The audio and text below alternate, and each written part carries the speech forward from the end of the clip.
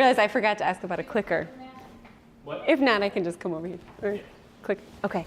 Thank you so much for having me. If you can't hear me, I know I was talking and heard that acoustics can be hard in this room, so let me know if you can't hear me, and I will speak more clearly and more loudly as well. It is such an honor to be here. I think that this kind of group is so important, especially as I think about the fact that we can each be serving in our roles wherever we are. And kind of having a community around that, I think is so important. So Tommy asked me to speak on living in the age of artificial intelligence, which is a bit deceiving because it seems like my work is all in artificial intelligence. I have done work in artificial intelligence. Tonight, I want to focus a little bit more on how do we use technology for good, especially in this age in which we're in right now. And what are ways that we can actually build and also use technology in a way that is fruitful and is helping empower people rather than bringing us into our phones and away from the world. So whether you're in tech or you're learning about tech or whatever space you may be, or you just use maybe not even Facebook anymore, maybe Instagram or some tool, I hope it's helpful. I'll just jump into a little bit of my background because I know that's the next slide, and then I totally forgot to test with the clicker, so that was my error. So my background actually was not in technology originally. I was in a military family growing up. My mom is in the Army and my dad is in the Air Force, and we used to move every 2 years. So we lived all over. We were in Europe, and we were all over the United States, in the South, and the West, and the North. That's why I have a kind of a weird accent. Sometimes I'll say my friends, but I also have British words that come out at certain times. I used to spell color, C-O-L-O-U-R. I'm a weird mutt of the world in some ways, but also it has changed my perspective on the value of difference and of learning. I was raised in a Christian family, but early on we were taught to question everything. We went to all kinds of different religious spaces as a result. We were, thank you so much, perfect. Let me see. Oh yeah, I told you this. How can we use technology for good? So just a little bit about the background. So we were kind of in this environment where every year we'd be in kind of a space where maybe it'd be a Muslim country, or the people around me would be Buddhist, or there was kind of this appreciation for difference in that sense as well, which I actually thought was so cool that my parents did, because then when we really came to try and be asked about our faith, we had a lot to say, because we had a lot of understanding of what others believed and why we ultimately decided to be Christians ourselves. So it was a different kind of background. I was fascinated by culture and people, and so I decided, I got recruited for volleyball, was not sure where I wanted to go, and found that this interest from Harvard, which was kind of a shock to me. I had always thought I'd go to a pretty small school, and it was actually my oldest brother who was like, Emily, you're going to try. And so I've had a lot of belief in having even one person in your life speaking into you and pushing you to try. And it's one of the reasons why even I do what I do now, is the power of just one person even in your life. So then I ended up studying psychology, anthropology. I had no idea, again, I'd opted out of any tech class I could, because I had formed kind of a story that tech wasn't a space for me. It wasn't something I was naturally good at, even though I had never really tried. And I got into really understanding microfinance and helping empower women who wanted to start up their own businesses to help build confidence in their business skills. And so I got interested in that track. I ended up deciding, after that, I found this crazy connection to Disney. Disney was coming to recruit on campus. I had no idea how I was going to spin that women and entrepreneurship was what Disney needed, but I was going to try. And it happened to be that they were doing a project around Disney working in emerging markets. So kind of some of the work that you do, Trisha. Thinking about how could you bring the Disney model to different parts of the world and work with local markets. And so I got into that team. I ended up working in Imagineering, and that pulled me into this crazy world of how you can actually use technology in the theme parks, which was not something I had initially even knew that I was interested in. So I got pulled into the coolest projects of working on how technology could help line times. I worked on how technology could help people know kind of what areas of the park there would be characters coming. I worked on the Magic Band, which I'll just show you an image of. I don't know if anyone has gone to Disney recently or knows, but we created this whole tool where actually you go and, well, one, you can buy anything with your band, which is greatly convenient for little kids, but also characters know your name, and they know it's your birthday, and they know that this is your first time in the parks. And so I kind of was open to my eyes of this crazy, powerful world of technology and when it can actually be used for delight and also to really help move people in different ways. Well, we know that it can be really powerful. We also know it can be really hurtful. And so I'm going to kind of look tonight a little bit of those two dualities and where we can actually control things for good, or at least in the control that we have. So fast forward, I ended up deciding I really wanted to learn how to code, even though I had opted out all these many years before. And so I found that there was this PhD program at Northwestern, which I know there are a few Northwestern people in the room. It's called Technology and Social Behavior, so half computer science and half psychology. And it was the blending of those worlds, and you could come and actually get your PhD for 5 years studying that, which at the time I thought was a great idea. Retrospectively, I still think it was right, but it was a lot of school. And so I immediately got there, and I'm not a school person, which may seem a surprise, but I had to get my hands into the world because I couldn't be in this classroom all the time. And so I was studying how to get women invested in computer science. That was kind of what I had pitched that I wanted to do research on, and building tools to help girls learn to code. A woman who some of you may know, Jen Kamens, who was at Park with me, we sat down, I was looking for a church, and we sat down next to each other at this table and realized that we both were really passionate about getting women to code in this intro Park dinner. And so we ended up deciding to build this business together, which was specifically a nonprofit around helping girls learn to code in their communities.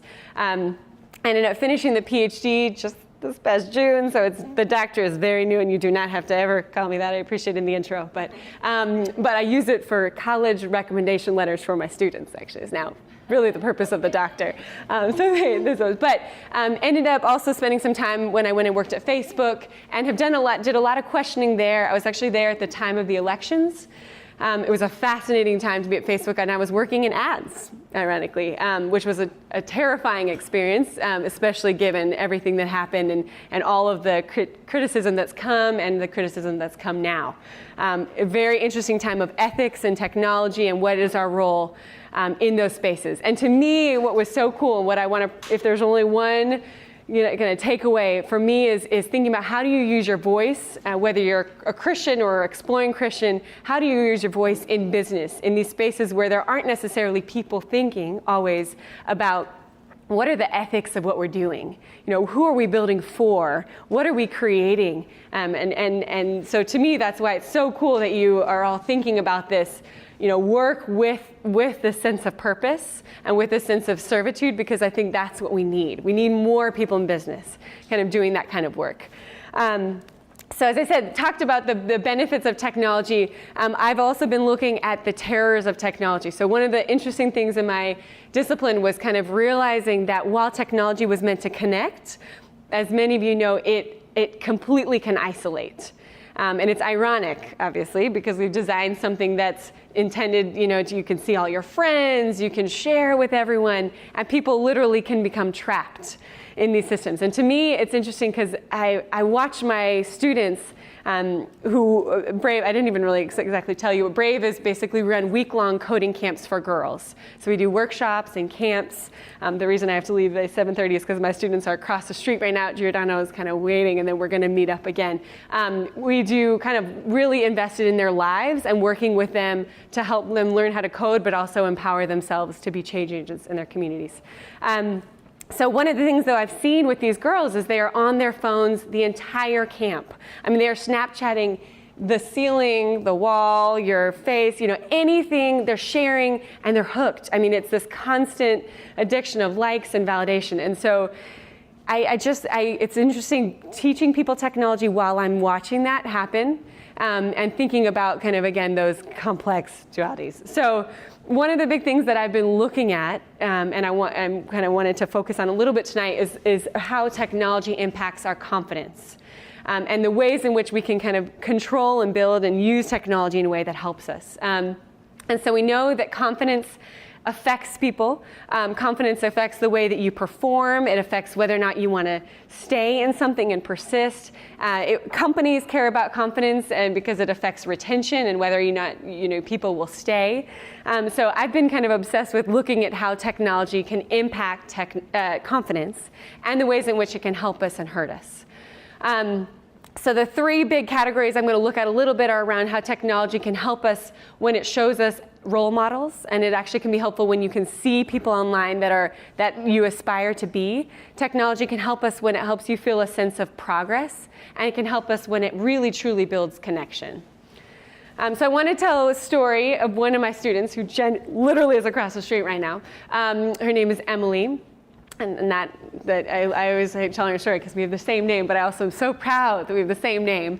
She is currently a senior in high school, and she really, really cared about the environment and kind of thinking about how she could build something for helping improve the environment. But what was interesting is she had no desire to code, and she had no sense that coding could actually help her improve the environment. And so we got to have her come to camp. This is one of our kind of Brave Camp typical scenarios where girls are around a table working on a project. And she ended up deciding that she wanted to build a website that was specifically around helping people change and better their environments around them. And so what was interesting was she ended up building this site, and she put it online, and she had this access to this whole community of people who cared about the environment and who actually ended up kind of coming alongside her and helping her build up that idea. And so to me, I think Emily kind of represents this ideal of when technology works, like when you can actually build something and put it online and share it, and you get support and you get role models and you get kind of access to this community that you never thought was possible. So that is obviously not always the case of what happens. We know, again, there's perils and benefits and downsides. I don't have to repeat this too much, but this is probably the scene that you see most mornings on the train. If not, maybe you're in this photo. This is, currently we are, for the most part, hooked to our phones. And so I think what's interesting, one of the things that technology can do, and again, this isn't fully AI, but this is just kind of technology generally, is that it can lead to a ton of social comparison.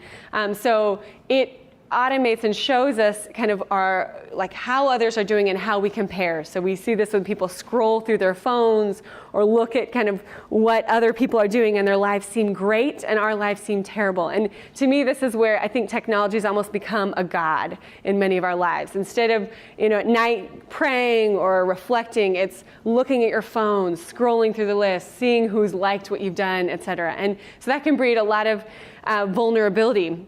I think that there's this feeling of actually permanence, and seeing that you've put something up there and it's actually permanent, what you've done, who's seen it, who's liked it. And that also breeds into some of the wirings I think that God gave us, which are to want to be in community, to want to have validation from others, to want to give validation. But it gives it numbers in a way that can feel really hurtful and actually be really hurtful to people's confidence as well. In addition, the kind of final component, I don't know if it's gonna go, no, maybe, I don't know. Okay, I guess, yeah, that's okay. So I want to focus now on actually the ways in which we can use technology for good and the ways where it can help confidence. So this was a tool actually that I built that it was called Cheer On, and basically people put their work online, and they had people could actually come in and see the progress that they were making and give them some support on the work that they were doing. And so one of the things we found that was so powerful from this kind of tool was that they were actually able to go on and it facilitated connection with other people in the world in a way that felt a lot more authentic. And so we found that, I think it skipped through a couple slides, but that's okay. We'll keep rolling because there are a lot of things we can talk about. Basically, what we found was that when people were able to put their needs online, and then a community of support could come in and see what they were struggling with and see what they needed help with, that it actually helped them go out and ask for help more easily. And so to me, that's one of the cool things, again, even in a context of a church or in a context of a work office, it's so often able to show only the things that are going well and the highlight reel and kind of showcasing the I got this promotion, I did this job. But when you can actually use technology to highlight kind of what I need more support on, then that was actually when it could be really used in a powerful way. Okay. I don't know if it's, okay. Yeah, we skipped through a couple. Let me just see if I can get back to the ones. Okay, yeah. Okay, so network of role models. So one of the other things I'll just talk about is that, as you know, technology can connect us to this powerful network of role models and of other examples. And so it can be really helpful when we build technology in a way that actually connects people to all these resources. And so one of the projects that I did at school was around looking at online crowdfunding communities, when people would put a project online and actually see who in the community was willing to support and kind of help out. And so one of the things that we found, has anyone ever played, I'll give you an example of Cards Against Humanity or something of that sort? So actually I interviewed that founder, and he put his project online, actually had someone in Germany who got really excited about that idea and then ended up coming back in to help support him and build that idea. Now it's gone further. So again, technology can be used for good when it's really connecting people in this way that helps them have access to role models and a network of other people. And then showcasing progress, I kind of talked about that. I think, yeah, we're just going to keep moving. So how we can both build and use technology. So I think that kind of comes into this final point. One of the things that we found in the research, but also in the work, is that there's such power in diverse teams. And so I think if you are leading a team or if you are building a team, that there's actually a ton of evidence supporting the fact that when you have a diverse community of people working on a problem, the solution is much better. And it can have drastic effects on creativity and also really designing something that's working for a larger community of people than just one user group. As many of you know, or maybe don't, technology for the most part is still predominantly comprised of men and mostly white men, just because of the pipeline that's currently been like leading people into tech. And so that's kind of been one of my heart issues, has been really how do we change that pipeline and really think about who's coming in. But that is affected by who you hire and who you have on your teams as well. So the other piece that can really affect technology and the way it's built is having empathetic design in the way you build technology. So we look a lot at the fact that if you are thinking about your user when you're building it, it changes what you build. So one of the things that we do with the girls when they're building tech is we have them actually interview people that are dealing with issues that they are trying to solve. So this is an example of a group that was working on specifically trying to find issues for kids who were being bullied in schools and how they could build an app to help people who were being bullied. And so they interviewed school counselors. This was a school counselor that they spoke to. They interviewed kids who were being bullied. They interviewed people who were bullying. And then they looked at how they could build an app that really addressed those different perspectives. And so the last thing is, kind of building technology in a way that is facilitating connection and having that as the ultimate purpose in some ways, rather than bringing us into our phones and addicting us, pulling us into the world in some way. And that doesn't mean technology can be negated. It just means that it's actually connecting us in a certain way. So I guess one of the things, I'm not doing well with this clicker tonight for some reason. I just wanted to emphasize, one of the projects that I did for my dissertation was around this app that's called Parachute. And basically when you were new to a company, you would be paired with a mentor in the company. And you'd check in together on your phone and you could be sent a prompt that you and your partner would reflect on together. And while it might seem that was like bringing mentorship onto a phone and not actually having you meet in person, what we found was that technology was really great at aiding, at like starting the conversation.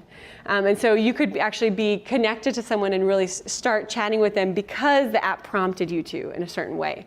And so to me, again, that's when we can bring in the human element of how do we actually use technology in a way that's pulling us in, but still using technology because inevitably we're going to be needing technology, and having it do what we're not good at. So we might have trouble knowing when to ask for help or knowing who to ask for help.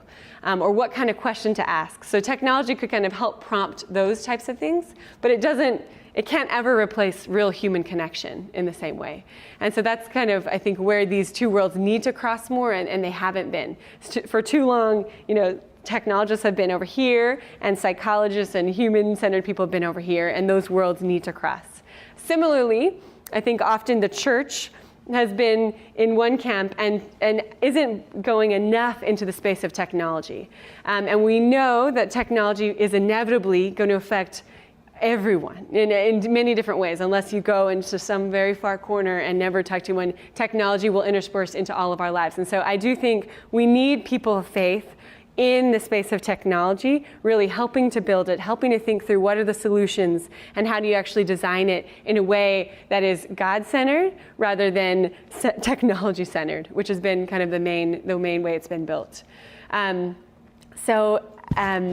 think to me, let me see, I don't know, for some reason I'm not sure where, oh, okay. So I think that the power that's interesting both in the way we use technology and also potentially in the way we build it is both in our hands and obviously in God's hands ultimately. But we have to be actually coming to the table to enter that space. So for me, I realized, we were talking a little bit about calling at the start, I realized that I needed, if this was a passion of mine, I needed to bringing my faith and my values to the table when I was building it, because that would ultimately make technology more aligned with the vision that I hope to see in the world, but also with the path that I think God was calling me to be. And so I would encourage you to think, like, whatever space you're in, where is that kind of God-centered approach going to actually change the way you work, whether it's the way you work with your colleagues or whether it's, the kind of partnerships that you build, the way you talk behind the back of colleagues, and thinking through every action that we have is ultimately reflecting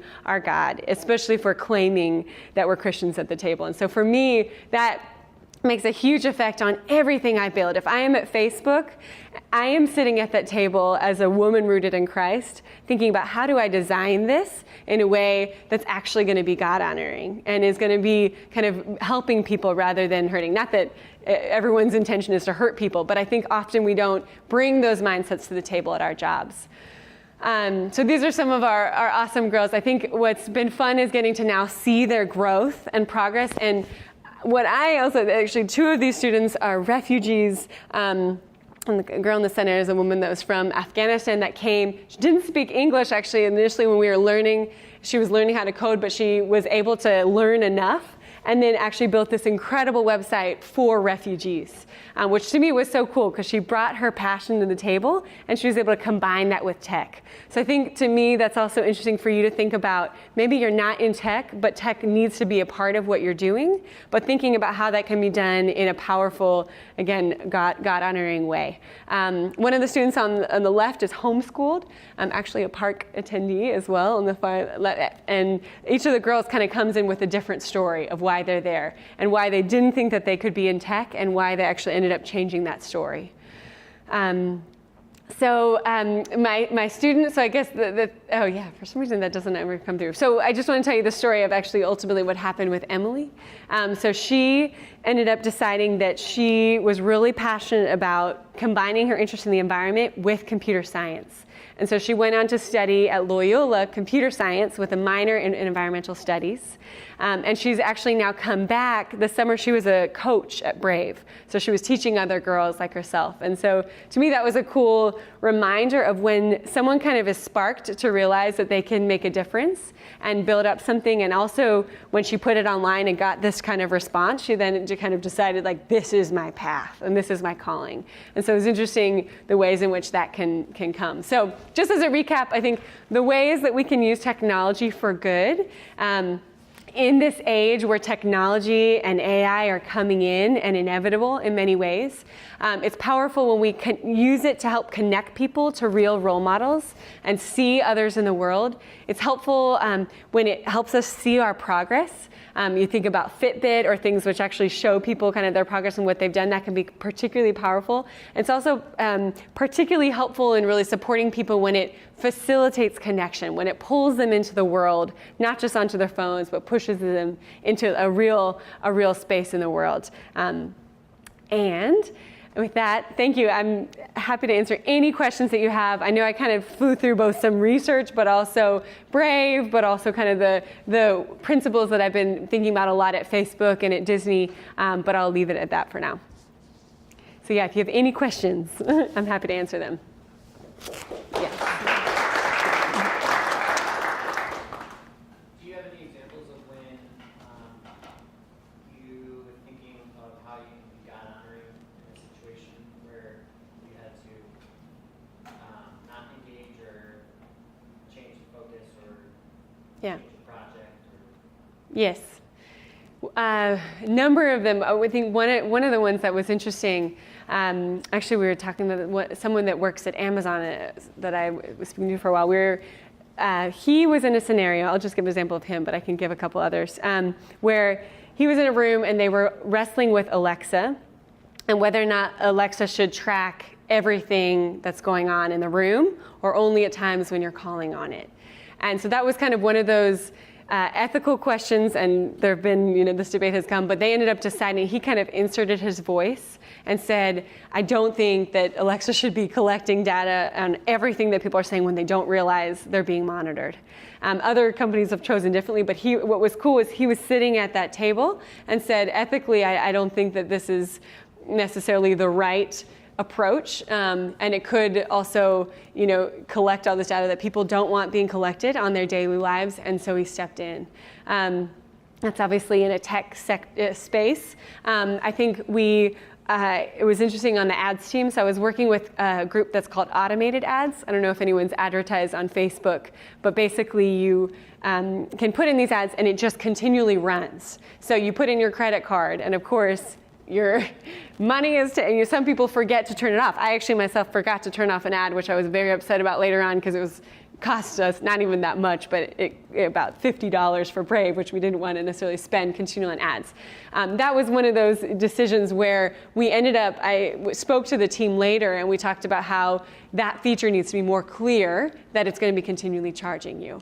Otherwise, people small business owners who are using these ads are not realizing they're constantly being charged. So there are times, obviously, when it's business decisions that are smart for the company, but might actually be hurtful for the user. And so those are sometimes, but that's just in one context because I'm thinking about user experience, that I think that those can apply. Yeah. Any other questions? I can also just tell you weird Disney stories. Go ahead. Did you have one?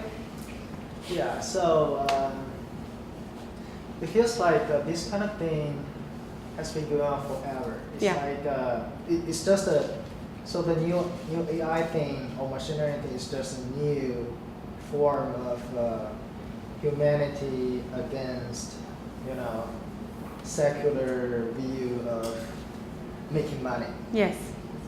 It's going on forever. So, like being Christian in the marketplace, you kind of feel like you're a minority fighting against the whole world. So how do you separate yourself from, there's a game rule in the real world, and if you are being honest with yourself, you will realizing that everything you do is kind of in conflict with others' intention. So how do you deal with it in the real world? I think it's an interesting point, and I don't want to say that necessarily ethical or Christian godly decisions aren't going to be supporting business. I think sometimes it's like, is it ethical? Is it going to be good for business or good for Christians? And I think there are actually powerful ways where we can make really ethical decisions that really help businesses thrive. And so I actually think it's almost maybe there's also more of a mindset of how do we, when we help create a product that actually makes people feel like great delight and not just addiction, we can almost be more effective sometimes. And there are cool examples of technologies that have actually brought us into the world. I was talking to someone the other day about Pokemon Go, which I know was short-lived and didn't continue, but what was interesting was it got people who were typically on their phones, like out in the world and playing together in this way. And that was a location-based game, like a certain period, but it kind of had its phase. But there are other examples, even Fitbit I mentioned previously. That's one where, it's actually building this connection and helping people kind of compete almost against their loved ones in countries far away, but seeing where they are was actually both powerfully value-based in some ways, but also very powerful for like financially the company and creating a product that was fun and communal and more interesting to be used. So I do think we often as Christians you've got to represent a certain voice, which might not always be the collective opinion or seem favorable for business. But I know that when customers feel like they are being valued and treated well, that can be so powerful. And so it can come into play in many contexts, but I think to me, that's when bringing in that voice, even though it might not be the collective always, can actually shift the direction of certain decisions, especially when it's human-centered, which is, it doesn't have to be, even in those contexts, it doesn't have to be faith-centered. It's, pushing people first in some ways. Yeah. You mentioned at the beginning that the students in your class at Brave were looking at their smartphones and Snapchatting, things like that. And you showed a picture in a subway or in some room where people are looking at their smartphones. I was curious, where do you find the problem with technology or with smartphone usage, and related like either to your class or to society in general? Where do you find like technology to be a good thing, and where do you find it to be a distraction for people interacting? I think, for instance, in the classroom, there are times when it's helpful to be using, having them look online or, connect with someone over Skype when they're speaking with them. Or so in some ways it depends on the context of when they're using technology. I think there are, again, classroom specific, many times when it's sad if we don't have technology in that moment, because then we could show them this amazing video or connect them over FaceTime with someone in another country. And those are moments when I actually feel like it's helping pull them into the world more. I guess my argument is, if technology is pulling us more into the world, like I walked over here and got to speak to my dad who's in the hospital, and pull me in connection with him. And so, yes, I'm on my phone, and yes, I'm, checking in at moments to, check in with him, but that is building that connection. Where we find that's particularly dangerous is when it's addiction. Not connection. And so when it's more of kind of this endless scroll, which I'm like determined, if any goal, like I want to get rid of the endless scroll, because that is it just pulls us in forever. I mean, you never can stop in some ways. And that's where we see kind of this constant, it drives into our like addictive behaviors as humans. So to me, that's kind of where this line, if it's around connection and learning, like I tend to be okay with students using their phones. If it's around just posting or specifically like scrolling and looking through and endlessly, chatting in a way that's not actually for an intended purpose, then that can be where it can get particularly harmful. Is that why you love Facebook? I decided not to do Facebook because I wanted to do Brave, and I want women. I always say I want women who are dealing with depression, who are from low-income communities, building Facebook. Like that is my goal. I want them building Snapchat. I want those minds at the table saying, this is how I feel when I use this tool, or these filters don't apply to me, or this set it anyway. So to me that's That's my goal. Then maybe someday I'll work at Facebook when they're leading those teams again. Can I piggyback off that Yeah. real quick? Because I have a bunch of young kids at home. Yeah. And how do I monitor all of them who are completely addicted and they don't even get to use the phone that Yeah. much? But like, how do you have you thought about how you're going to monitor Monitoring. that as a parent and like what you're going to do with kids or Yeah. tips for like what we should be doing? Yeah. I don't know if people have downloaded the latest, for those who have iPhones, the most recent iPhone, I thought it was fascinating. It came with a screen time. It tells you how much time you spend.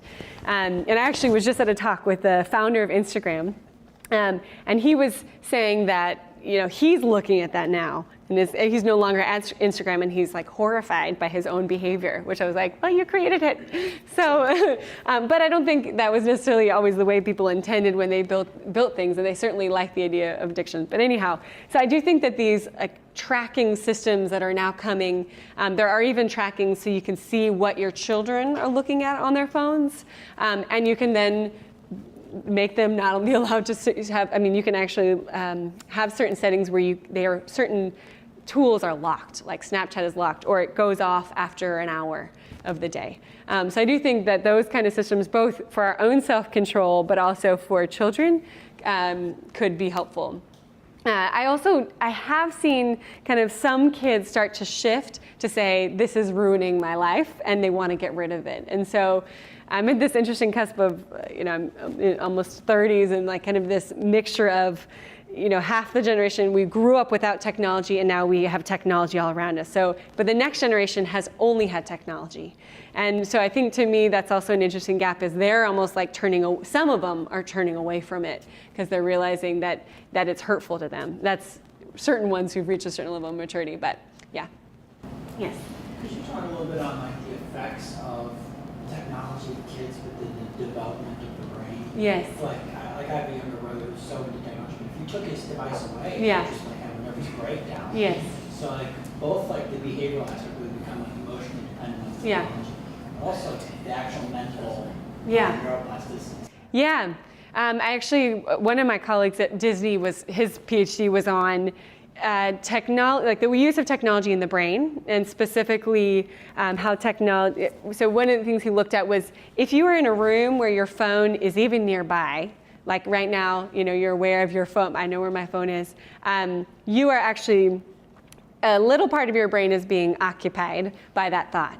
And you've also seen when people lose their phones, it's like crisis. It's like, I've got to find it. My life is in that phone. So, but that never was the case. Which is also interesting again about the brain, that we can develop these addictions, but we can also change them.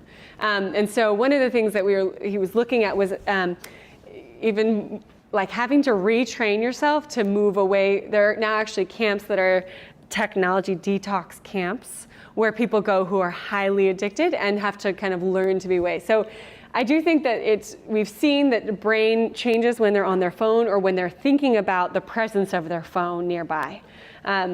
And it taps into a lot of the like Pavlovian triggers of like, I post something, how many likes now? Kind of it pulls into some of our own addictive behavior. So, but the comforting thing I guess I say in all that is that it also has the possibility of swinging back with deliberate practice. And so we were looking at kind of some of those practices of like monitoring how often you actually are with your phone and some of these things, which is again kind of amazing that we now have designed something. We've been the masters of this creation of this thing, and we're realizing we shouldn't, we've got to control it in some way. So I don't know if there's a lot more research on, I can actually send you like more on the brain research of how it shows, but I think to me the interesting things are like how it's affected what triggers in our brain as well. Yeah. That reminds me of the article that was in the Atlantic Monthly a long time ago, Yeah. how Google was making us stupid. Yes. And then he wrote a book called Stuck in the Shallows. Yeah. And if I remember correctly, his argument was that it actually changes the structure of your brain, so you can't remember long form information. Phone as much. numbers. Yeah. Has anyone proved that that's actually the case? Like, because that was like 7-8 years ago. Yeah. I haven't done too much. I have to look. I think that I have read that memory, I mean, people are remembering different things now, and that memory is even no longer part of classrooms as much anymore, because you could Google everything. And so memorization is out the window. I mean, in many ways, certain classes still do require it, but everything's now with computers in the classroom, which is crazy, because it was always like computers away, or no computers at all when you're in the classroom. So, The point was that it was actually changing your brain. Yeah. I haven't followed up on it. Yeah, but I haven't. Yeah, I don't I'm know. curious to find out if they actually run those MRIs and all that stuff, because Yeah. I think he actually mentioned that they did MRIs and they Yeah. can show that it's your brain structure is changing. Yes. So you can't remember things Yeah. not because you don't want to, just because physically You haven't needed it your as brain much. has changed to something else. Yeah. Well, now it was interesting when the Google Glasses. I don't know if anyone wore the Google Glasses, or kind of when that came out. One of the big things was you won't even need to remember people's names, because your glasses, you'll see, oh, Richard, like my glasses have told me that this is you, and that it's your birthday tomorrow, and that and it's an amazing and crazy, scary possibility. I was just meeting a couple weeks ago with some of my colleagues who are working on virtual reality, and that you're going to be able to go into a meeting, and in the virtual reality meeting you're going to have the facts next to you of I'm in a meeting with Richard again, and it's telling me all my points of everything I'm going to say right there, because I don't even need to remember them. My speech is in there because I'm in this virtual world having a meeting with you, rather than you can see that I'm like reading my notes if I'm in person next to you. So it's changing. I think brains are changing, memory's changing, and while it's exciting and fascinating, and I think it's going to be fascinating to see where it goes, it's got to be really thought through of how we're doing it and how we're building it. Because I don't think that people who created Snapchat had any idea fully what it would do or what it would lead to. So anyway, I think that, it'll be interesting to continue to explore. And I know there are, fortunately, a lot of psychologists looking at that as well.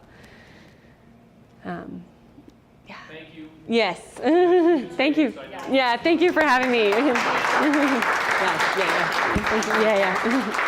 Yeah.